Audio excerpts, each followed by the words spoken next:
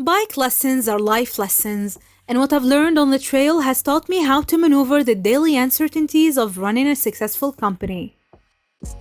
As the entrepreneur, assessing, managing, and taking risks is just another day in the saddle. The ultimate goal is to find your flow and not fall. As I fly through pine forests on my bike, these 5 lessons race through my head, and somehow they translate perfectly when I get back to my computer.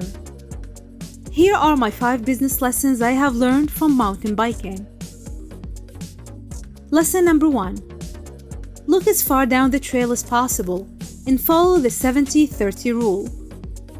When on my bike, I really focus on what is directly under my wheels. For the majority of the time, I set my sights as far as the next curve allows me to see.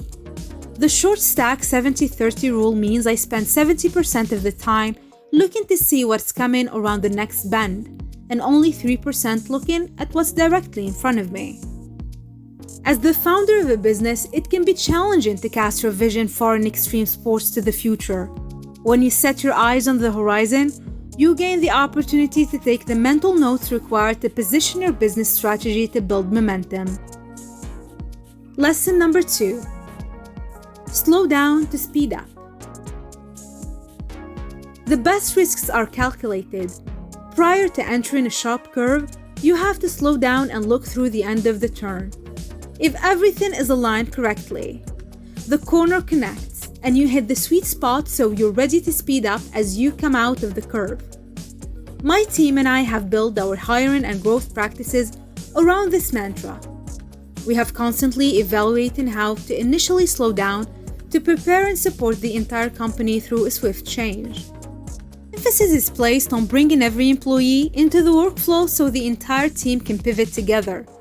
While this initially takes more time, we've found our team succeeds when we're all in sync. Lesson number 3. Strengthen both large and small muscle groups. Mountain biking and skiing are unequivocally my favorite form of exercise. But in order to get better, I also practice a combination of other forms of exercise, such as yoga, breathwork, and weight training. The best way to get better at skiing or biking is just by skiing and biking, but other exercises can help improve balance, agility, and strength. When it comes to business, the same rules apply.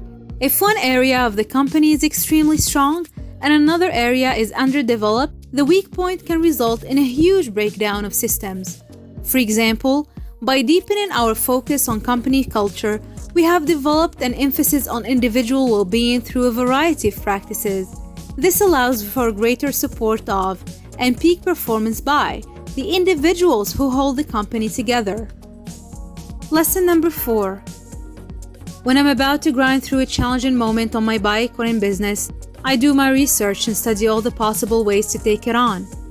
Taking the well-worn path offers valuable lessons from those who have previously paved the way to the finish line. From my perspective, few things that any entrepreneur or founder has had done are unique. We have all repeated the same story in different ways. So watch and study what others have done and imagine yourself doing it even better. Lesson number 5. Always check the weather. Weather is unpredictable and cannot be controlled, but being aware of what is going on in the environment ultimately determines your preparedness. And if you bring your rain jacket on a ride, what are the barometers that apply to forecasting for business? For starters, it's important to gather information from outside sources. Track similar companies and note the successes and failures of industry leaders. Most importantly, pay attention to the current events to ensure that timing and tone are aligned with what is happening in a global context.